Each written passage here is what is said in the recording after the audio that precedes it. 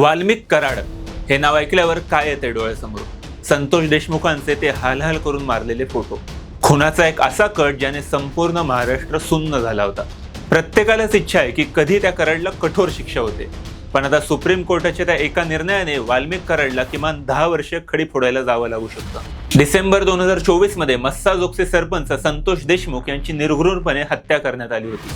या हत्येचा मास्टरमाइंड वाल्मिक कराड हा या घटनेच्या 3 आठवड्यांनी म्हणजेच 31 डिसेंबर 2024 रोजी पुण्यात पोलिसांना शरण आला होता. तेव्हापासूनच वाल्मिक कराड तुरुंगात आहे. त्यानंतर जिल्हा न्यायालय ते हायकोर्ट आणि आता थेट सुप्रीम कोर्ट. वाल्मिक कराडने सुटकेसाठी प्रत्येक दरवाजा ठोठावला, पण आता सुप्रीम कोर्टाने पण त्याला फटकारले, कारण हे प्रकरण साधं सुद्धा नाही. तर यावर लागलाय मकोका.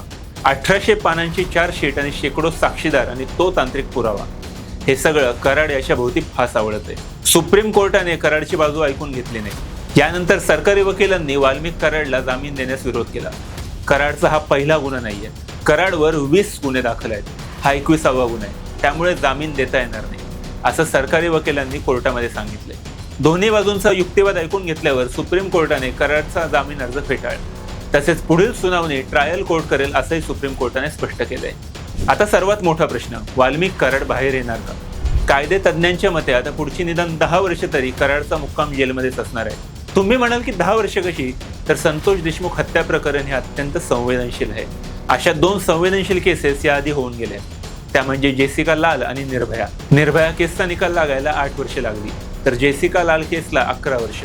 दोन्हीकडे एक गोष्ट कॉमन होती, ती म्हणजे पुराव्यांचा डोंगर. आणि इथे जर हा डोंगर इतका मोठा आहे की निकाल लागायला किमान 4 ते 5 वर्ष लागतील, आणि निकाल लागल्यानंतर वरच्या कोर्टात अपील, म्हणजे तिथेही काही वर्ष. म्हणजेच काय, तर निर्दोष जरी सुटला तरी 10 वर्ष तो जेलमध्ये जाणार. इतकंच नाही तर या केसमध्ये अजून एक ट्विस्ट आहे. मुख्य आरोपी कृष्णा आंधळे अजूनही फरार आहे, पण काही दिवसांपूर्वीच तो बीडमध्ये येऊन गेल्याचा आरोप संतोष देशमुख यांच्या भावाने केला होता. वाल्मिक कराड बाहेर आला तर पुराव्याशी छेडछाड होईल ही भीती कोर्टाला सतावते. त्यातच सुशील कराड यांची ती वादग्रस्त फेसबुक पोस्ट, ज्याने आगीत तेल ओतण्याचं काम केलंय. तारीख पे तारीख मिळणार की या प्रकरणाचा निकाल फास्ट ट्रॅकवर लागणार? तुम्हाला काय वाटतं कमेंटमध्ये नक्की सांगा, आणि अशाच इनसाइड स्टोरीजसाठी सबस्क्राईब करा जबरी खबरी.